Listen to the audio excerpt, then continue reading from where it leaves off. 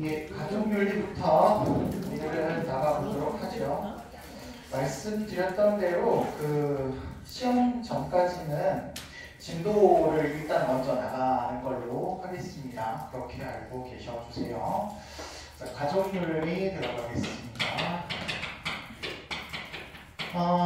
가족윤리 파트는 최근 들어서 문제로 잘 출제되지 않는 부분이에요. 이게 왜 그러냐면 과거에는 동양 파트가 적어서 이쪽에다가 이제 동양에 포커스를 맞추고 시험 문제를 좀 출제를 했던 경향이 있었다면 최근에는 이제 동양 파트 문제가 워낙 이렇게 많이 들어가 있기 때문에 여기를 굳이 이렇게 내지 않고 있는 그런 추세예요. 그거 좀 참고해 주시고 보통은 그래서 우리나라의 전통 윤리적 측면에서 가족윤리를 설명을 하는데 우리나라 전통윤리는 대체적으로 유교의 경향이 조금 많이 있어가지고 유교적 측면이 좀 많이 나온다 생각하시면 될 것 같습니다. 그리고 굉장히 보수적으로 생각한다. 그리고 뭔가 생활 윤리이기 때문에 좀 좋은 측면에서의 가족윤리를 접근하고 있다. 이렇게 봐주세요. 자, 가족윤리 중에서 이렇게 첫 번째로 우리가 만나보게 될 관계는 부부관계입니다. 부부관계에서의 가족윤리 부분을 좀 살펴볼 텐데 유교적 어떤 기초를 둔다면 오륜이라고 하는 게 인간관계를 어떻게 해야 될 것인가 윤리적인 인간관계에 대해서 설명하고 있는 그런 5가지 기준이거든요. 그 중에서 부부관계를 설명을 해요. 부부유별이라고 얘기를 하고 있거든요. 이 부부유별이라고 하는 말은 일단 남편과 아내를 의미하고 있을 유자에 이게 무슨 별자일까요? 구별하다, 다르다라는 별자예요. 그래서 남편과 아내의 역할이 구별된다 이런 얘기입니다.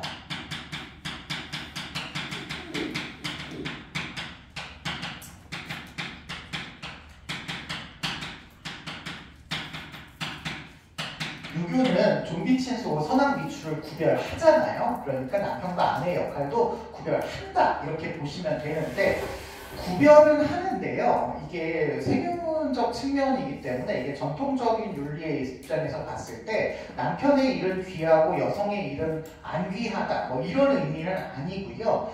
위계나 수직관계가 아니에요.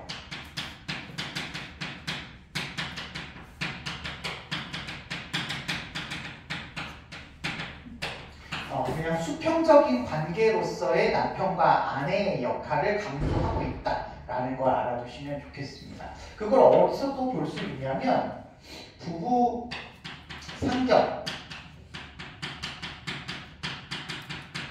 상경협의이라고 하는 그런 글귀에서 우리가 좀 볼 수 있는데 부부 상경할 때 부부는 뭐 남편과 아내고요. 상경할 때 서로 상자고 이게 공경하다 경자예요. 그러니까 남편과 아내는 서로 공경해야 된다. 여기를 뜻하는 말이고요. 상경여민할 때도 마찬가지로 서로 공경할 때는 마치 빈 손님처럼 공경해라 이런 얘기예요.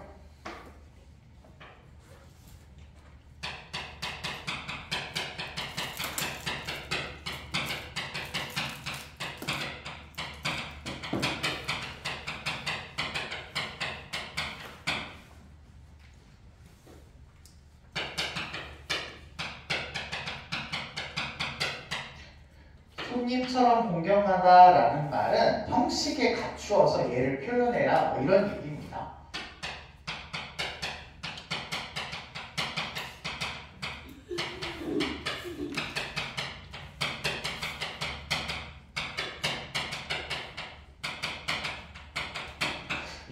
뭐 아무렇게나 이렇게 부부관계가 형성되는 게 아니고 막 말을 한다든지 뭐 함부로 대해도 된다든지 이런 표현이 아니라 예절과 형식에 맞추어서 부부관계를 표현해야 된다 뭐 이런 의미로 알아두시면 되겠고요.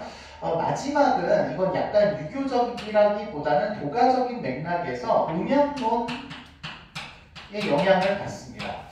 물론 이게 이제 도가에서 설명하는 말이지만 나중에 성리학이 이걸 받아들이기 때문에 우리 윤사하신 분들은 성리학에서 이런 얘기가 나오거든요. 받아들여서 어차피 유교적으로도 똑같이 짬뽕이 됩니다. 그래서 기가 순환하는 과정이다라는 게 도가의 입장이잖아요. 그 도가의 입장에서 기가 모이면 최초로 만들어지는 게 태극 음양이에요. 그래서 음양이 만들어지고 그 음양이 서로 조화를 이루어서 오행, 화수, 목금, 토, 화수, 목금, 토, 이 오행이 만들어지고 이 오행이 다시 조합해서 다시 모든 만물이 형성이 되거든요. 그래서 부부관계는 인륜의 시작이다.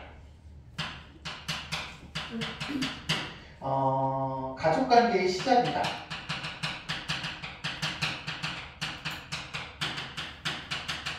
모든 인간관계가 가족에서부터 시작된다. 이렇게 보고 있어요.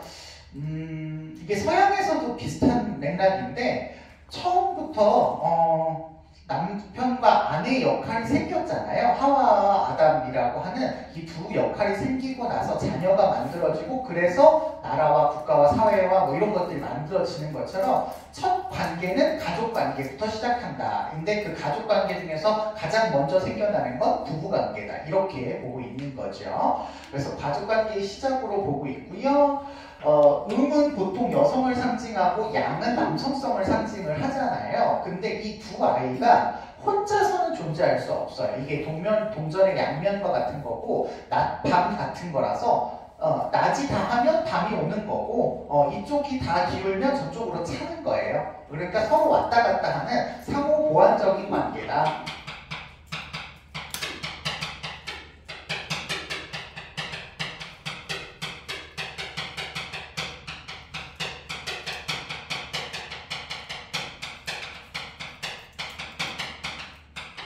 라고 설명을 하고 있는 부분입니다.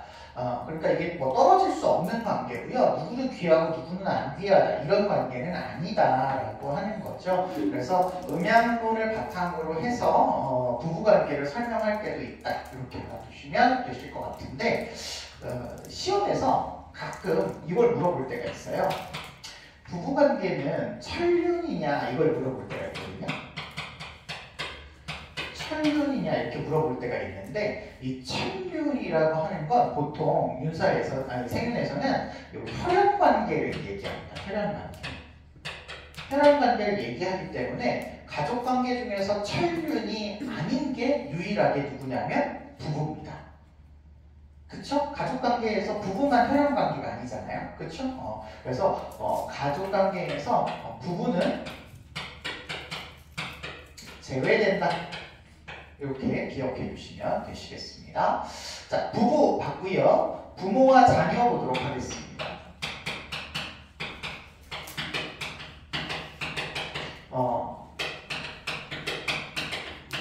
부모와 자녀 관계도 오륜에서 설명을 하고 있어요.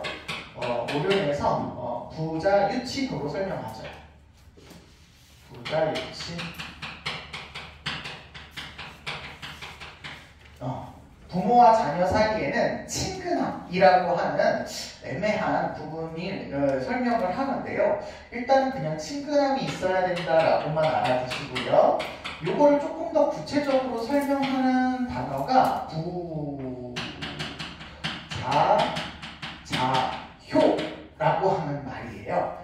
요거를 통해서 우리가 요걸 조금 구체적으로 알아보려고 하는데요. 부자자효의 의미는 부모는 자녀에게 자애로워야 된다.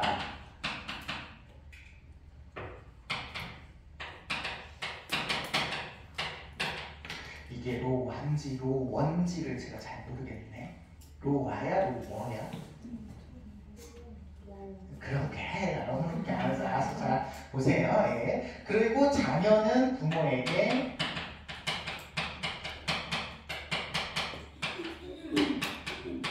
효도해야 된다.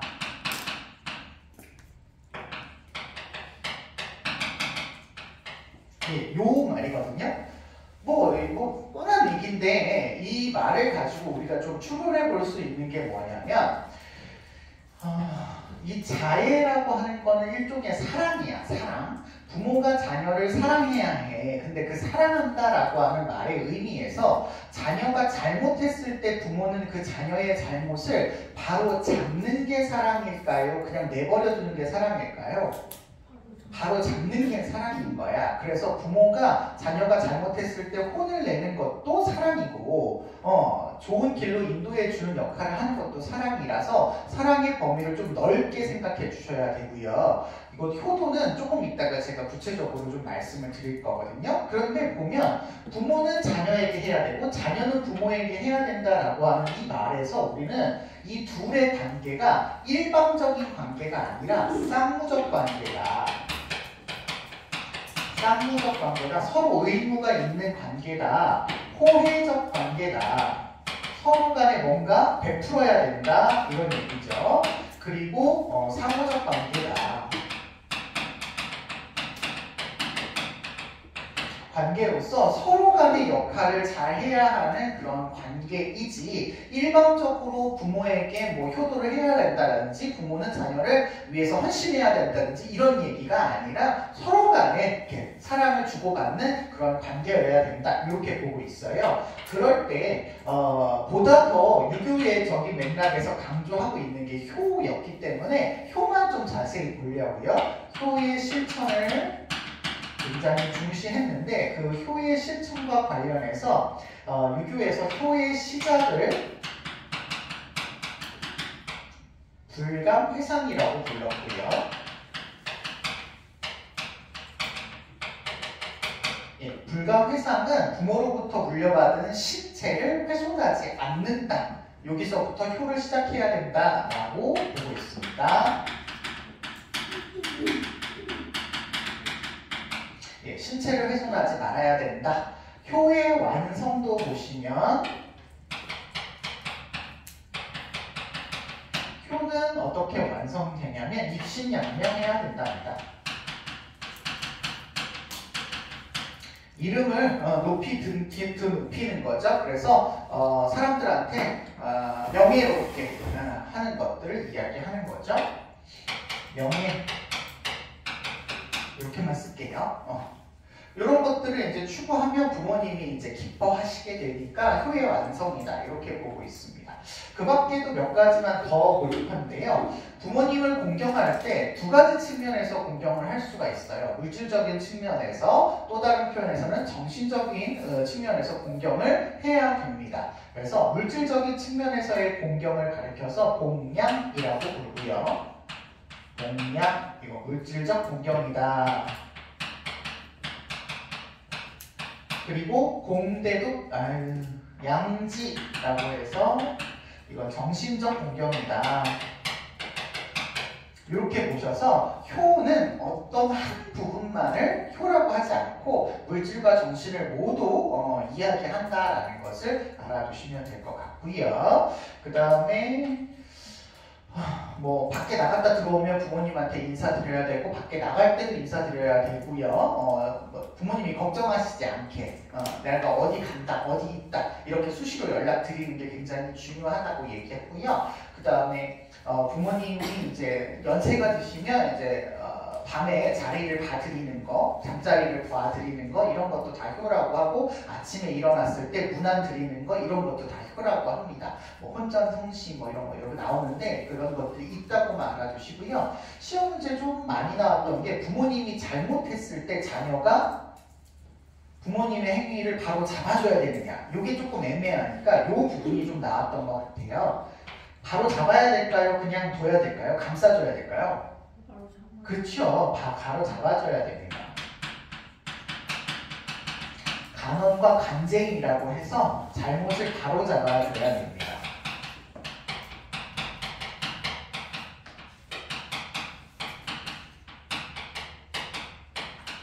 근데 이게 간언 간쟁을 또 쓰는 때가 어디냐면 왕에게 조언할 때 왕에게 조언할 때도 간언 간쟁이라고 하거든요. 그러니까 이 간언하고 간쟁은 그냥 막 하라는 게 아니고 굉장히 마음과 정성을 다해서 공손한 태도로 해야 되는 거예요. 그래서 부모님이 잘못하셨을 때 말할 수 있지만, 조언해 드릴 수 있지만 그 표현에 있어서 부모님의 마음을 상하지 않도록 하는 게 중요하다. 이렇게 알아두시면 되시겠습니다. 여기까지가 이제 부모와 자녀와의 관계고요. 마지막이 이제 형제자매와의 관계입니다.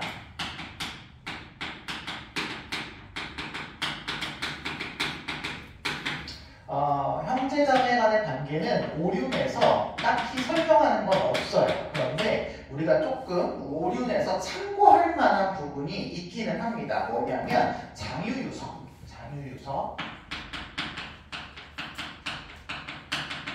라고 해서 어른과 아이에는 순서, 차례, 질서가 있어야 된다라는 의미인데, 이걸 가지고 우리가 형제자매 관계를 조금 더 생각을 해보자면, 형제자매 간의 관계는 어차피 부모에게서 태어났는데 태어난 순서가 있기는 하다.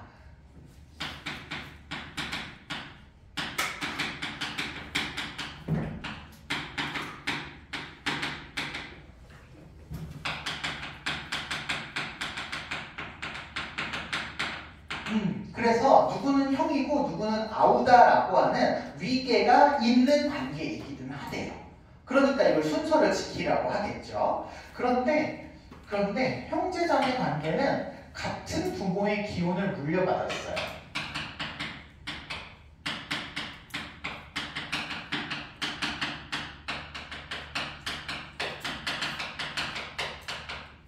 그래서 수평적 관계이기도 합니다. 수평적 관계이기도 해요. 자, 수평적 관계이기 때문에 우리가 형제자매 관계를 뭐라고 부르기도 하냐면, 부모에게 같은 기운을 물려받았다라고 해서 동기간이라고 합니다. 같은 기운을 물려받았다. 동기다.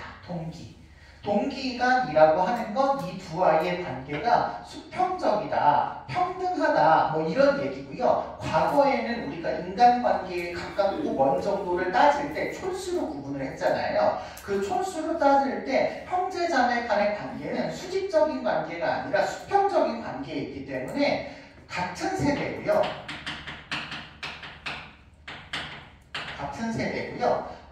같은 세대에서는 옛날에 그 이름을 만들 때요, 돌림자를 썼잖아요. 그 돌림자를 가리켜서 다른 말로는 항열자라고도 하죠. 항열. 그래서 같은 항열을 쓴다.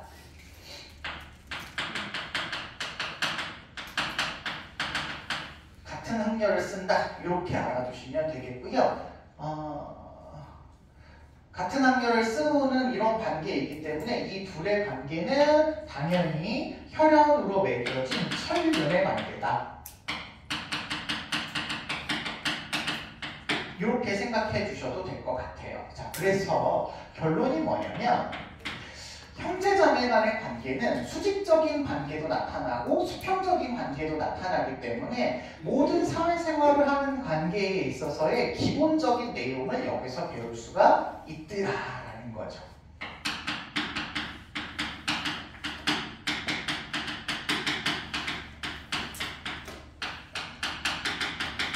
기본이 되어지는 그런 관계가 형제자매 간의 관계다. 그래서 여기에서 이제 어떤 사람과 어떻게 지내야 될지에 대한 도리를 형제자매 간의 관계로 다 배우게 된다. 근데 우리가 이제 요즘은 형제자매가 별로 없기 때문에 이런 사회적인 어떤 생활을 습득하기가 조금 어려워졌다. 핵가족 문제에서 이런 것들이 생겨났다. 이렇게 보시면 될 것 같고요.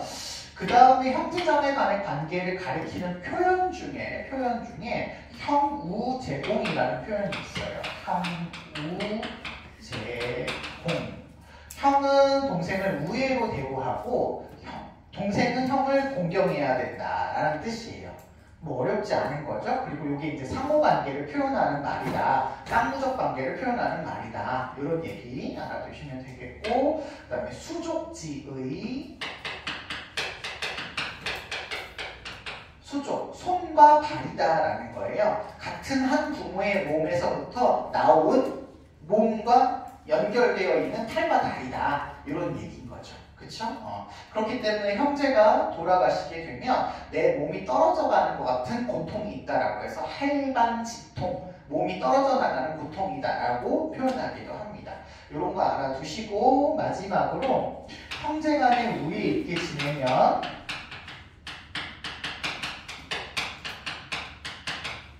부모님이 좋아해요? 안 좋아해요? 좋아하지요? 부모에게 효도하는 겁니다. 네, 그래서 부모님에게 효도하는 방법 중에 또 하나의 방법으로 형제가 자매 간에 우애 있게 지내는 것도 포함된다고 알아두시면 되겠습니다. 여기까지가 이제 가족윤리의 기본적인 내용입니다. 옛날에는 뭐 홀리에도 나오고 뭐 어렵게 했는데 최근 들어서는 그런 부분들이 거의 나오지가 않고 있어서 그냥 간단하게 이렇게만 살펴보고요. 6단원으로 넘어가서 직업윤리로 진행해 보도록 하겠습니다. 우리 교재는 81페이지에 해당되는 내용이고요. 직업윤리 파트 2요. 시험 문제에 한 문제에서 두 문제 정도가 출제가 되는데요. 한 문제는 거의 나온다고 보시면 되고 한 문제가 더 나오냐 덜 나오냐 이런 차이라고 보시면 되고요. 가장 많은 어떤 문제는 동서양 사상가들이 직업에 대해서 어떤 관점을 갖고 있나 여기가 포인트가 되고요. 그리고 조금 더 이렇게 나올 수 있는 부분은 이제 공직자 윤리나 기업가 윤리 이런 부분에서 어떻게 이 사람들이 윤리적인 자세를 가져야 되느냐 이런 거 물어보는 내용이 나오게 됩니다. 그래서 그 뒷부분은 조금 더 가볍고요. 앞에 부분이 우리가 이론 부분이기 때문에 여기가 조금 어려운데 다행히 우리가 동양 파트는 이미 다 했어요. 동양 파트는 다 했기 때문에 동양은 그렇게 어렵지 않게 접근할 수 있어요. 동양의 윤리사상 그럼 세 가지죠. 유불도, 그쵸? 그런데 그 중에서 직업생활을 전문적으로 해라 라고 하는 걸 강조하시는 거는 누구밖에 없냐면 유교밖에 없습니다. 이게 도가는요 자연스러운 삶을 강조하잖아. 그래서 아예 세속에서 벗어나서 자연스럽게 사는 것을 이상적으로 보기도 해요. 자연과 일치되는 삶. 그렇죠. 그렇기 때문에 이 전문적인 직업 생활에 대해서 잘 얘기 안 해. 거기에다가 불교도 우리나라 같은 불교나 남방불교 같은 경우도 세속에서 떠나서 그냥 자기 수양을 하잖아요. 그러니까 이게 종교적 색채가 많이 나타나기 때문에 직업 생활에 대해서 구체적으로 얘기하지 않습니다. 그래서 우리는 유교만 알면 돼. 근데 여기 유교 사상가는 조금 구별을 해줬으면 좋겠어요. 우리가 세 분 배우셨잖아요. 공자, 맹자, 순자. 그 중에서 누구 때문에 이걸 구별하라고 하냐면 순자 때문에 이걸 좀 구별을 해서 세 사람만 비교해서 알아두면 될 것 같습니다. 공자부터 직업에 대해서 어떻게 접근했느냐 우리 다 했던 거 얘기할 거예요. 공자 선생님은 정명사상부터 얘기해야 됩니다.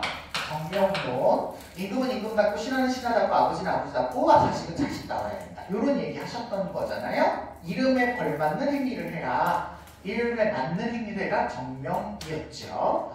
자, 요 말을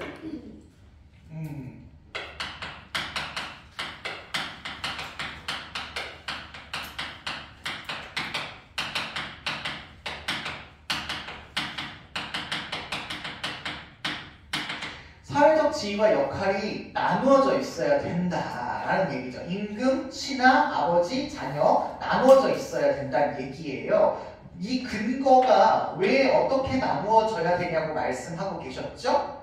뭘 기준으로? 임금님이라고 하는 행위를 잘 할 수 있느냐라고 하는 도덕성과 능력이었죠. 그쵸? 도덕성과 능력에 따라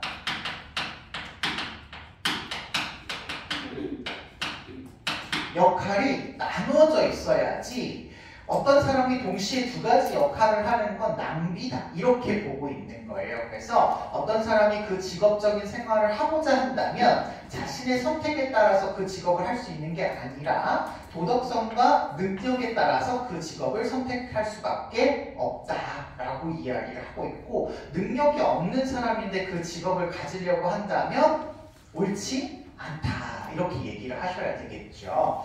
그렇다고 봤을 때 뭔가 사회적으로 영향을 많이 미치는 직업이야. 뭔가 내가 핵심적인 역할을 하는 직업이고 뭔가 큰 어떤 영향을 발휘해야 되는 그런 직업이라면 그럴 만한 능력을 가져야 돼요? 안 가져야 돼요? 가져야 돼요. 도덕성도 그래야 돼요? 안 그래야 돼요? 그래야겠죠. 그래서 이런 식으로 표현이 될 수도 있어요.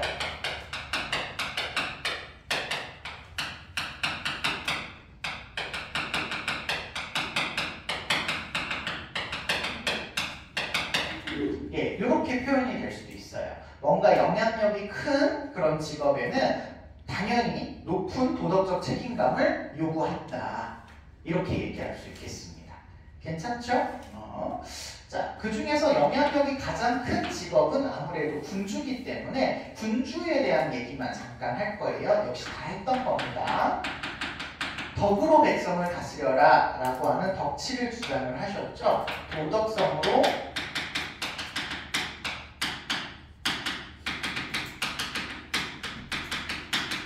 백성을 다스리는 일을 굉장히 중요하게 여겼고 형벌이나 법 이런 강력한 그런 어떤 외적 규제를 가지고 백성을 통치하게 되면 백성이 임금님 보는 앞에서만 그 행동을 안 하고 진정으로 이렇게 마음의 변화를 일으키지 않기 때문에 도덕적 감화를 통해서 백성을 통치해야 된다. 이렇게 얘기를 해요. 백성을 도덕성으로 이끌기 위해서 일단은 먼저 군주가 뭐 해야 되죠?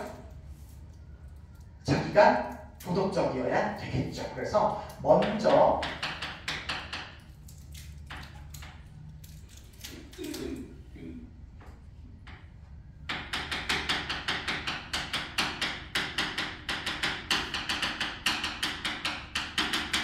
도덕적으로 자기가 수양을 한 다음에 백성을 다스려야 된다.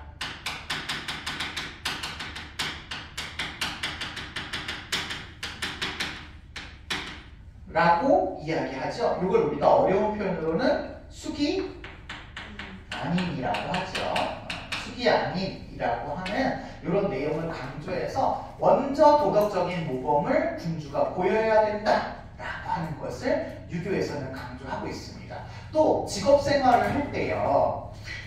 물론 내가 내 직업생활에서 돈을 버는 거 벌 수 있어야 벌면 안 돼요? 벌 수 있어요. 그렇지만 공적인 일이 있고 사적인 일이 있다고 한다면 공적인 도덕성을 앞세워야 되겠죠. 도덕적인 게 더 중요하겠죠. 내가 이거 돈을 버는데 돈을 버는 것 자체가 중요한 게 아니라 도덕성을 유지하는 게 중요한 거기 때문에 내가 이걸 돈을 많이 벌 수 있어. 근데 이게 비도덕적이야. 그러면 돈을 버는 걸 선택해야 돼? 도덕적인 걸 선택해야 돼? 도덕적인 걸 당연히 선택해야 된다. 이런 이야기 하시겠죠. 아셨죠? 네. 무엇보다 도덕성을 강조했다. 이렇게 기억하시면 될 것 같아요. 자, 두 번째는 맹자가시겠습니다. 맹자나 공자는 거의 구분 안 해도 괜찮다 말씀드렸어요. 거의 비슷하고 표현만 조금 다른 겁니다. 덕치와 정명론을 그대로 계승을 해서요. 왕도정치 하나 주장하시죠. 뭐 같은 말이잖아요. 왕의 도덕성으로 백성을 통치해야 된다. 군주의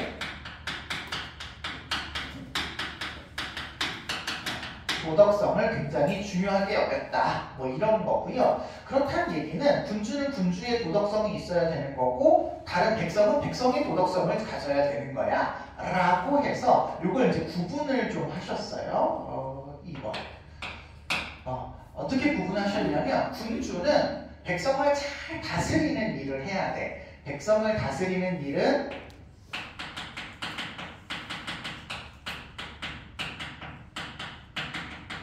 백성을 잘 다스리는 일은 다른 아이는 잘 할 수 없는 마음을 쓰는 일이에요. 마음을 쓰는 일.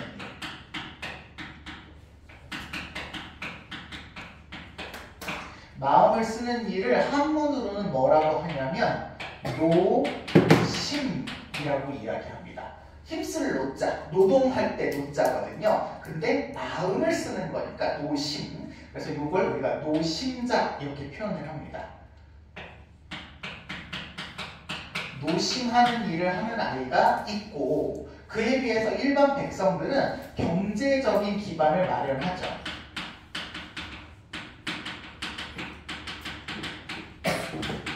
생산활동을 이제 담당을 하죠. 그러기 위해서는 이분들은 마음을 쓰는 게 아니라 몸을 쓰는 사람입니다. 이걸 가리켜서 우리는 뭐라고 하냐면 노력이라고 하고 이 사람들은 노력자가 되겠죠. 노력자가 되겠습니다. 이렇게 구분을 해서 왕이 해야 할 것과 백성이 해야 할 것이 서로 다르다라고 보고 있어요. 높은 도덕성을 가진 사람은 통치하는 일을 해야 돼요? 생산하는 일을 해야 돼요? 통치하는 일을 해야 돼. 근데 통치에 전념해야 될까? 통치도 하고 생산도 해야 될까? 통치에 전념해야지. 그래야 다르게 통치하지. 그렇게 쉬운 일이 아니잖아요. 통치하는 일이. 그렇기 때문에 통치에 전념해야 되는 거고, 당연히 일반 생산을 하는 사람들은 자기네들이 지혜가 없으니까 나라를 다스릴 만한 능력과 도덕성을 가지지 않았으니까 당연히 통치하는 일을 하면 안 돼. 이렇게 얘기를 하고 있거든요. 그래서 철저하게 얘도 역할이 나눠져 있어야 돼요? 하나로 있어야 돼요? 나눠져 있어야 돼요. 그래서 이런 표현을 쓰기도 합니다. 자급자족적 경제를 찬성한다, 반대한다. 내가 만들어서 내가 쓰는 거. 찬성한다, 반대한다. 얘 만들어, 안 만들어? 만들어, 안 만들어? 안 만들어. 그러면 찬성한다, 반대한다? 반대한다. 반대한다. 그러면 얘는 통치만 하기 때문에 먹고 살 수 없잖아. 누가 먹여 살려줘야 돼? 얘가 먹여 살려줘야죠. 백성들이 먹여 살려주는 거고, 백성들은 누가 통치해야 돼? 통치자가 통치해줘야 돼. 그래서 서로 상호 보완적인 역할을 한다.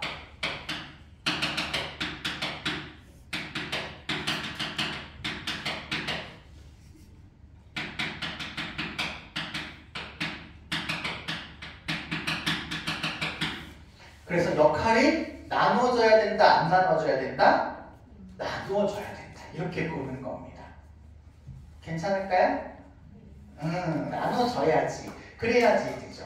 그렇기 때문에 맹자가 주장하는 또 하나의 얘기는 너가 나라를 정치하는 일을 해. 너가 잘 살아. 근데 그거 누구 때문에 잘 사는 거야? 백성들이 이런 거 해주니까 잘 사는 거야. 그러니까 백성을 어떻게 여겨야 돼? 백성을 귀하게 여겨야지. 그래야 너가 먹고 살 수 있을 거 아니야? 이렇게 얘기를 하더라라는 거죠. 그래서 나오는 게 민본주의가 나오게 되는 거예요. 백성을 귀하게 여기는 통치가 필요하다.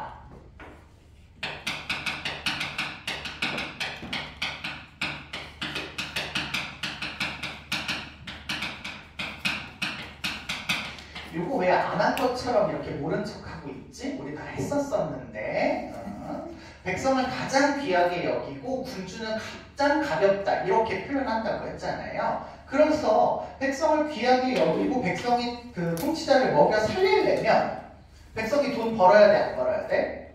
벌어야 돼. 그래서 나오는 게 항산항식인 거죠. 기억나요? 일반 백성들은 여기 소인 하나만 더 쓸게요.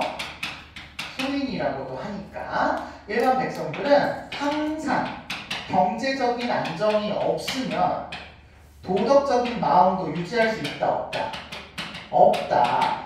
그런데 임금님은 그게 아니라는 거죠. 군주와 같은 대장부나 대인들은 항상이 없어도 항심을 유지할 수가 있어. 그러니 백성의 귀하게 여기는 임금님은 당연히 백성에게 뭘 마련할 수 있도록 해주어? 항산을 마련할 수 있도록 해주어서 백성들이 경제적으로 문제가 되지 않도록 해야 되겠죠. 근데 그게 목적 자체가 경제적인 가난함에서 벗어나기 위함이 아니라 뭐 때문이야? 도덕적인 마음을 유지하라고 이렇게 하는 거죠. 근데 이걸 위로 보면 이렇게 될 수밖에 없는 거야. 통치자가 자기가 먹고 살려면 백성이 있어야 되는 거기 때문에 백성이 당연히 경제적인 기반이 마련되어야 된다. 이렇게 보는 거죠. 괜찮아요? 그래서 3번 통치자는 백성의 항산을, 이 항산은 경제적인 거니까 제가 다른 색깔을 좀 쓸까 봐요.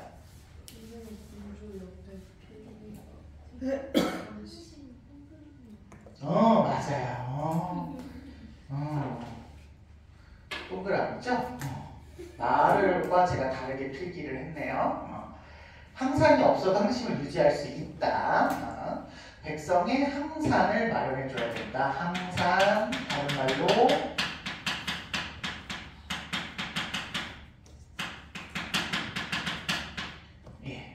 이거를 항산을 우선해서 마련해줘야 된다. 근데 경제적 마련을 해주는 것 자체가 목적이 아니라고 했어요. 이걸 통해서 달성하고자 하는 궁극적인 목적은 백성의 도덕심을 유지하는 거죠.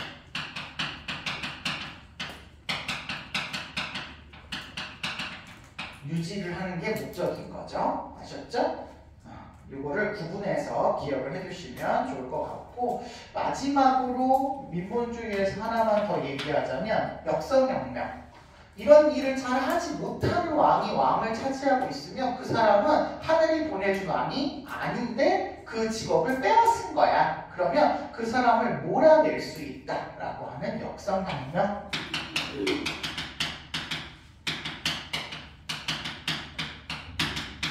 요거를 이야기하셨던 분이다. 이렇게까지 알아두시면 되겠습니다. 마지막으로 순자를 보시면 될 것 같아요. 순자씨. 순자 선생님은 나머지는 다 똑같아. 다 똑같은데 출발만 다르죠. 나머지 공자와 맹자 선생님이 인간 본성이 선하다라고 하는 데서 출발을 했다면 순자 선생님은 출발점만 인간의 본성이 뭐하다? 악하다라는 거에서 출발을 합니다. 그것만 다르고 나머지는 다 똑같아요.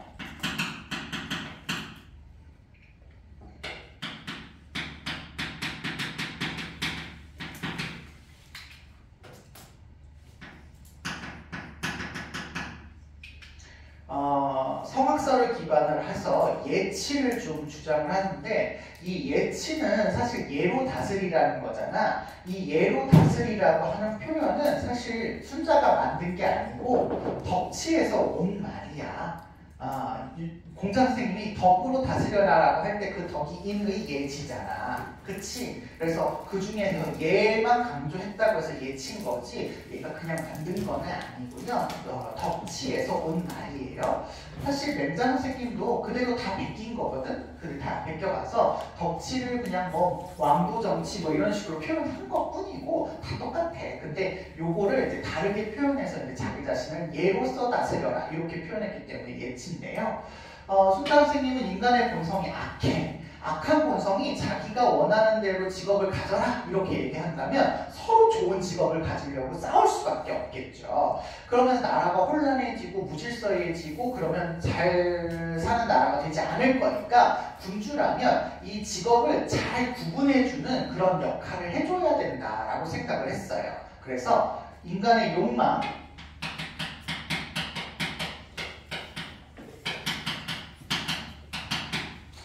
실현, 충족.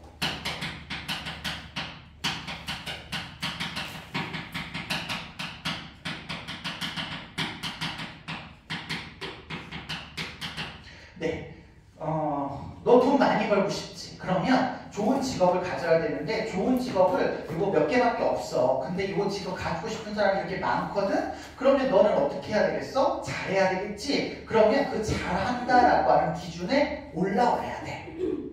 이렇게 얘기를 해요. 그래서 자신의 본성적 욕망을 절제하고 통제해서 능력을 바탕으로 그 직업을 가질 수 있을 만한 여건이 됐을 때 그 직업을 주게 되는 거야. 그러면 사람들이 이거 되게 공정하고 나 저 직업 가지려고 열심히 공부해야겠어. 열심히 수양해야겠어. 열심히 자기 욕구를 통제해야겠어. 이렇게 만든다는 거야.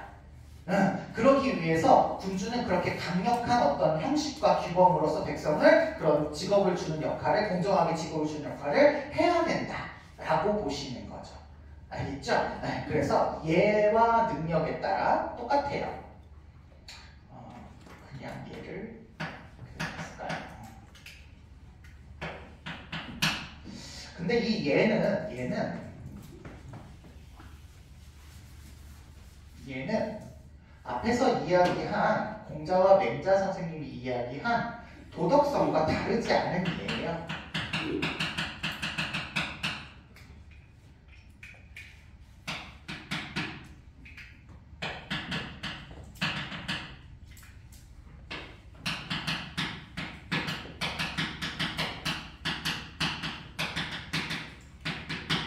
직업을 나눠줘야 된다 이렇게 생각을 하고 계셨어요. 그렇기 때문에 이 사람들은 자신이 열심히 노력해가지고 나 도덕성을 가져서 나의 욕구를 통제하면서 동시에 그 일을 할 수 있는 능력을 가져야겠어 라고 하는 후천적인 노력,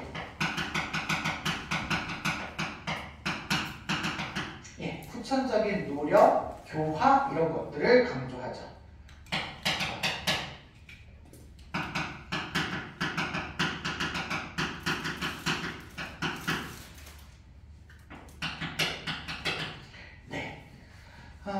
물론 공자나 맹자가 후천적인 노력을 강조 안 했느냐? 그거는 아니에요. 그거는 아니지만 순자 선생님이 얘기하는 예라는 것 자체가 후천적이야. 선천적으로 가지고 있지 않은 거기 때문에 후천적으로 형성이 된 거예요. 그래서 후천적인 노력에 조금 더 방점을 찍고 있는 겁니다. 자, 요거 좀 조금만 더 정리해서 표현을 하자면 순자 선생님의 경우는 이 직업 선택이 굉장히 세분화되어져 있어요. 이런 능력을 가진 사람한테 이런 거를 줘야 된다. 뭐 이런 것들 때문에 세분화되어 있어서 앞에 뭐 공자 선생님은 무슨 직업 얘기 안 했잖아. 그리고 맹자 선생님은 두 가지로만 나눴죠. 노력자, 모심자 이렇게 대인, 소인 이렇게 두 가지로만 나눴잖아요. 요거를 조금 더 디테일하게 상호명사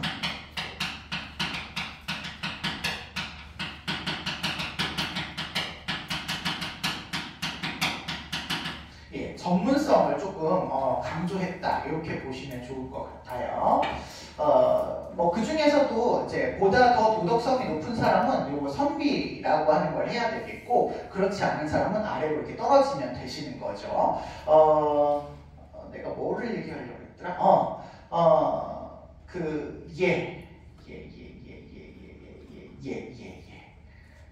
내가 하고 싶은 사람 말이 표현이 안 돼서 예와 도덕에 능통한 사람이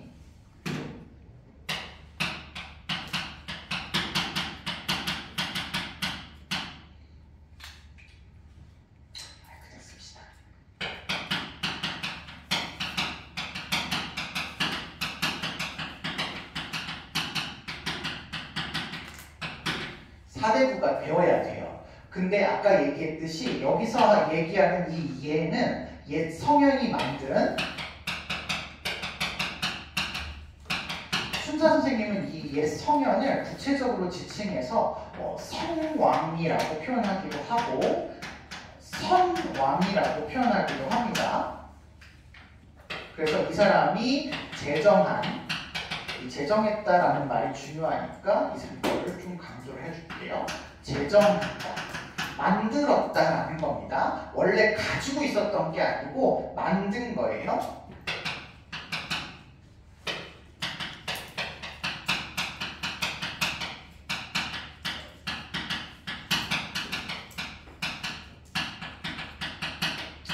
요거에 따라서 얼마나 이거를 달성할 수 있는 능력과 도덕성이 있냐 요거에 따라서 이제 나누어서 있는 사람 예와 도덕에 능통한 사람은 사대부가 되어야 되고 그렇지 않은 농민, 상인, 공인 이런 사람들이 다 나와야 된다. 이렇게 좀 전문적으로 바라보고 있는 겁니다. 그렇다는 얘기는 앞에 사람들하고 똑같아요. 그 사람의 출신이나 계급이 뭐냐가 결정하는 게 아니라 도덕성과 능력에 따라서 직업을 가져야 된다를 똑같이 주장을 하고 계신다라는 거죠.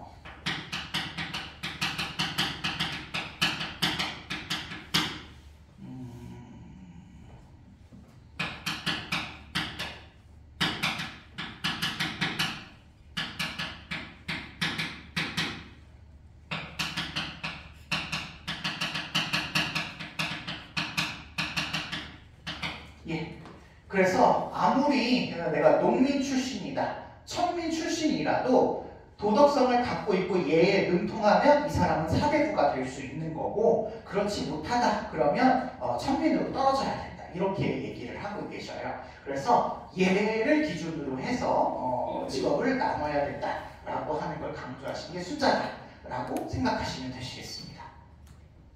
됐나요? 너무 빨리 했죠. 너무 빨리 했죠. 미안합니다. 시간이 별로 없어가지고 선생님이 좀 급하게 했는데, 동양은 이전에 했던 내용들에서 크게 변화가 없어요. 거의 비슷한 얘기를 반복적으로 계속 하고 있으니까요. 이거 중심으로 보시면 되는데, 다음 시간에 이제 서양의 직업을 나갈 거고, 서양의 직업 부분은 조금 새로운 사람이 한 2명 등장을 합니다. 몇 사람 배우실 텐데, 앞에 배웠던 분들은 배웠던 거여서 거의 뭐 간단하게 보고 넘어가시면 되고요. 새로 배우는 분들에게만 초점을 두고 공부를 진행을 해보도록 할게요. 그래서 일단은 제가 진도를 먼저 나가는 거에 포인트를 두겠습니다. 아셨죠? 네. 오케이, 수고하셨어요.